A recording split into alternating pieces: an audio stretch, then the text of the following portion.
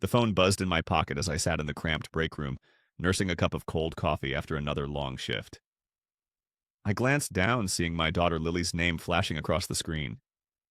Expecting the usual stories about her school day or her latest painting, I answered, ready for the familiar warmth of her voice. But instead, it was broken sobs that greeted me, her words barely making sense. "Dad, please come home. It's Ethan." My stomach dropped. Ethan, my 18-year-old son, had always been her protector, her rock. What could possibly have happened to make her sound so terrified? Without another thought, I grabbed my keys, my thoughts a jumbled mess. I raced home, the roads blurring under the dimming sky. Panic was starting to crawl under my skin, its cold fingers tightening around my chest. What could have gone wrong? By the time I pulled into the driveway, a sense of dread had already taken root. The house was uncomfortably quiet. No sounds of music drifting from Ethan's room. No brushstrokes from Lily's art corner. The silence was suffocating. I walked through the front door, the stillness wrapping around me like a heavy cloak. My eyes immediately landed on Lily, curled up on the couch, her face hidden behind her knees. Her body shook with the force of her sobs, her sleeves soaked with tears. My heart hammered in my chest as I rushed to her side, desperate to understand what had happened, what had shattered the calm of our home so suddenly. Lily looked up, her eyes red and swollen, and whispered, "Dad, something's wrong with Ethan." My mind spun, every worst-case scenario flashing before my eyes. "Where is he? What happened?" I asked, though I could barely get the words out, my voice shaking.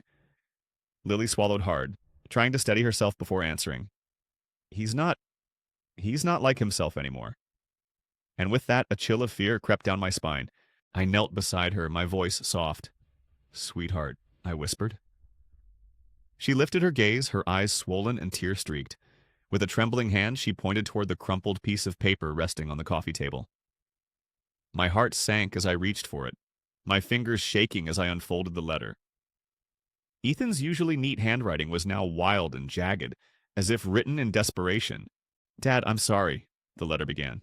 "I didn't mean for it to go this far." Each word felt like a heavy blow to my chest.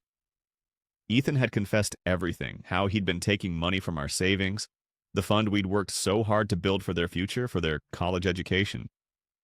He'd started small, taking a few dollars here and there to cover his college expenses, he said, but it didn't stop there. Ethan had fallen in with a bad crowd at his community college, kids who lived recklessly, partying without a care. To keep up with them, he'd gone deeper into the account, draining thousands of dollars. The final act of betrayal.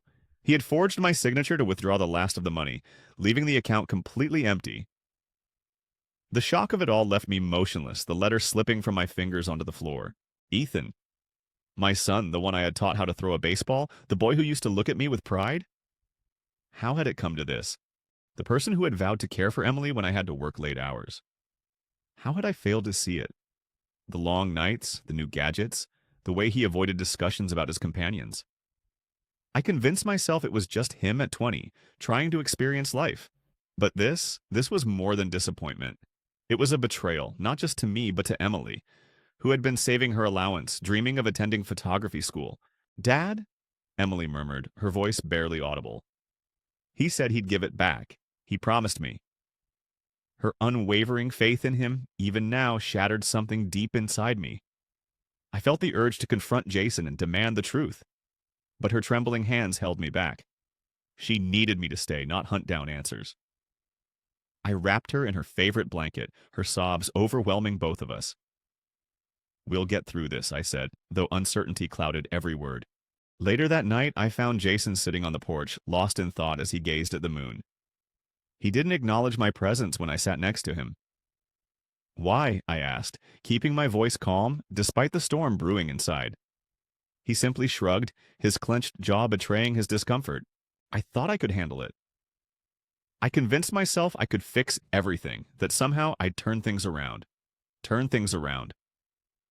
The words echoed in my mind. Gambling. My daughter had gambled away our savings. I felt the urge to shout, to shake her, and demand answers.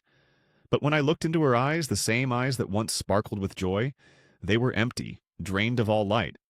She was lost in regret. The next few weeks were a blur of exhaustion and frustration.